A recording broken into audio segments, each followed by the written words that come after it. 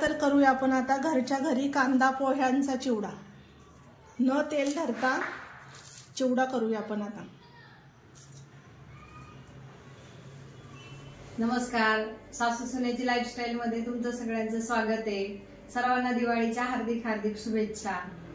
आज आपण करणार आहे कांदा पोह्याचा चिवडा।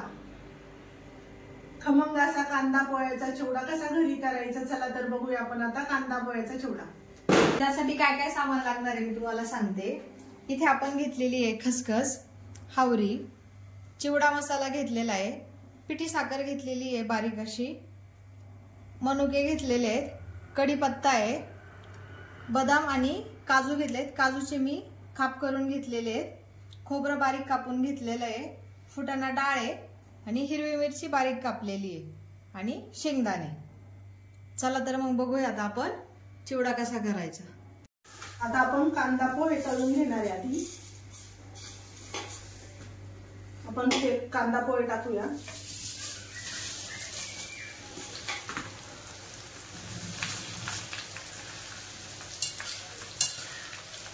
कांदा पोहे चांगले फुललेले आहेत, छान असे फुलले पोहे, असे फुलू द्यायचे चांगले पोहे, म्हणजे तेल धरत नाही आणि तेल चांगलं तापलेलं पाहिजे, म्हणजे कांदा पोहे तेल पकडत नाही। जर कमी तेल तापलेलं असलं तर कांदा पोह्यांमध्ये खूप तेल राहतं।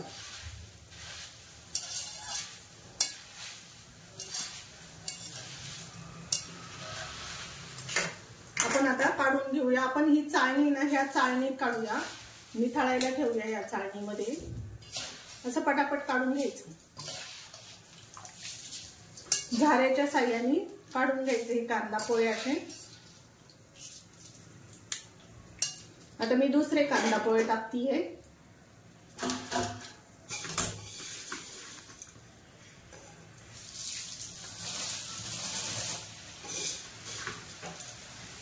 कांदा पोह्यांचा चिवडा सगळ्यांनाच आवडतो।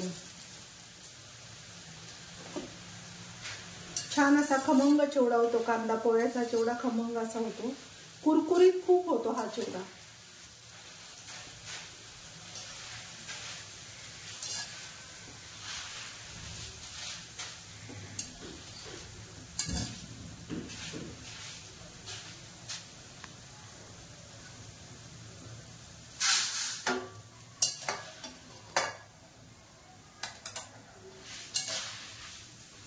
कांदा पोह्याची चाळणीतच काढायची, अजिबात तेल राहत नाही।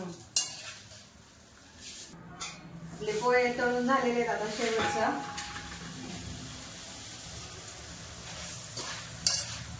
तेल तापलेलं असलं की पटकन पोहे फुलतायत, काढून घेऊ आपण।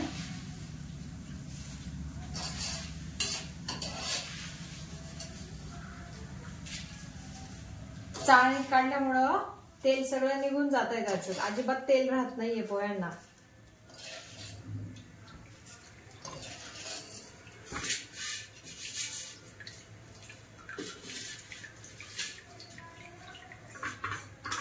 छान असा कोरडा झालाय ना सोनाली चिवडा। हो, हे पहा तुम्ही, अजिबात हाताला तेल लागत नाहीये।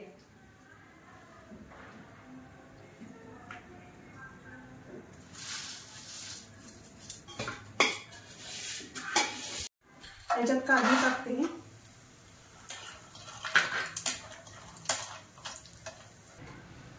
याच्यात टाकूया बदाम। बदाम पण आपले तळून झालेले, काढून घेऊया आता आपण बदाम।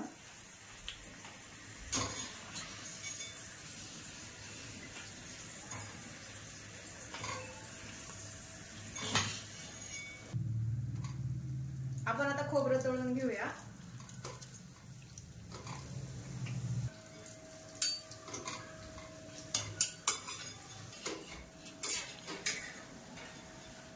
छान असं लालसर खोबरं तळून झालेलं आहे, आपण काढून घेऊया आता।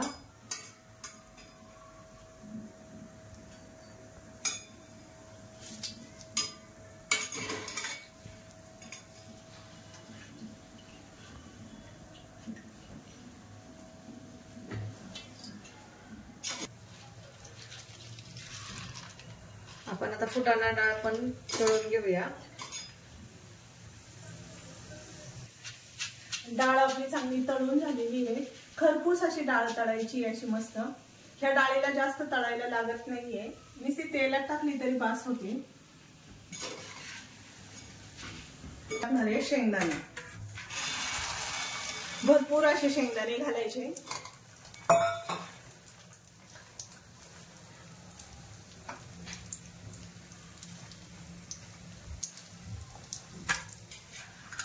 छान असे शेंगदाणे कडक करून घेऊया आपण खरपूस असे.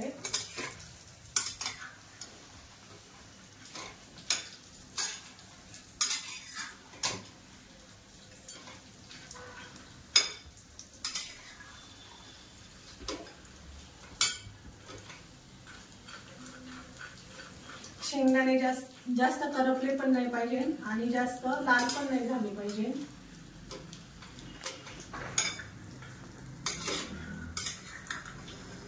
मध्यम आचेवरती चांगले कडक करायचे शेंगदाणे.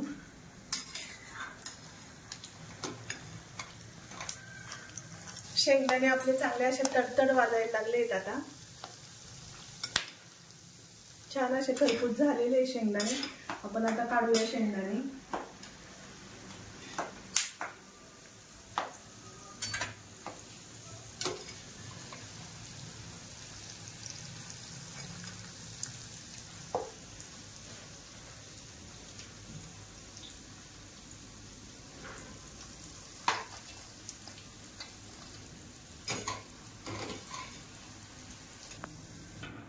याच्यात टाकणार आहे आपण हावरी.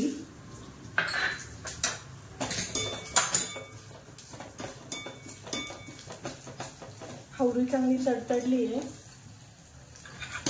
हावरी काढून घेऊया.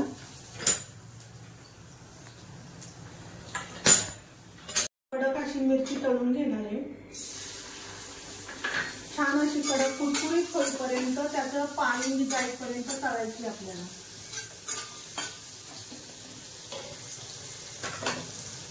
पूर्ण कडक तळून घ्यायची.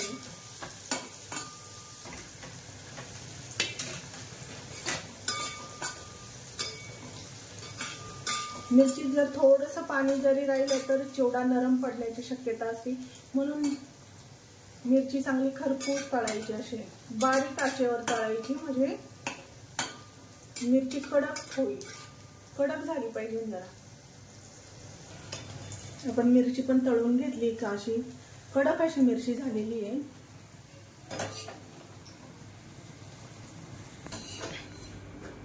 कढीपत्ता,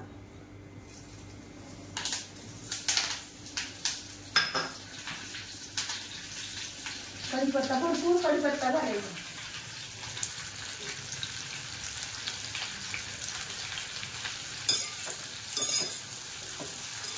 जास्त तेलात कढीपत्ता सोडायचा नाही. काय होतं, सगळं तेलातच उतरतं. कढीपत्त्याचा जो अर्क आहे ना तेलात उतरतो आणि आपण काय करतो, चाळणीत काढून घेतो.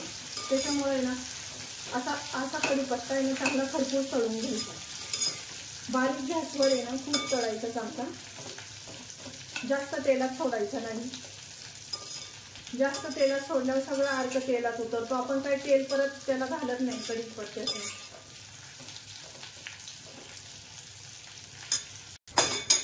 आपण आता कढीपत्ता काढून घेऊया. भरपूर असा कढीपत्ता झालेला आहे. चिवड्याला कढीपत्ता छानच लागतो भरपूर टाकल्यावर. आपण आता घालतोय खसखस. आपण घालूया हळद पावडर. मसाला घालणार आहे. चांगलं मिक्स करून घ्यायचं. ही फोडणी आता आपण सगळ्या चिवड्यावर ओतून घेऊया अशी.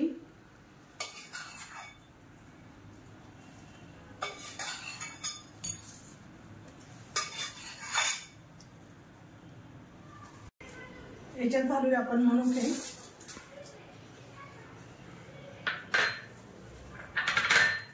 मीठ घालणार आहे. चवीनुसार मीठ घालायचं आपल्याला.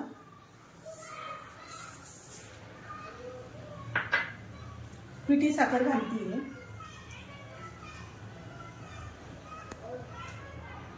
पिठी साखर पण आपल्याला चवीनुसारच घालायची आहे. आपण हा कढीपत्ता आहे ना आपलं काय होतं तोंडात येतो म्हणून आपण हात चुरगळून टाकायचा याच्यात. कढीपत्ता असा चुरगळून घालायचा याच्यामध्ये. आपण आता हे मिक्स करून घेऊया.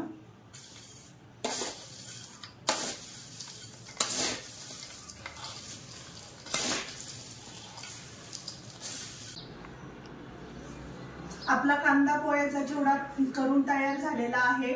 कसा वाटला ते नक्की सांगा. खमंग असा कडक कुरकुरीत असा घरच्या घरी चिवडा कसा बनवायचा ते करून बघा सगळ्यांनी. सासू सुनांच्या रेसिपी ह्या तुम्हाला कशा वाटतात नक्की कमेंट करून सांगा. हा व्हिडिओ लाईक करा, शेअर करा आणि आमच्या चॅनलला सबस्क्राईब करायला विसरू नका.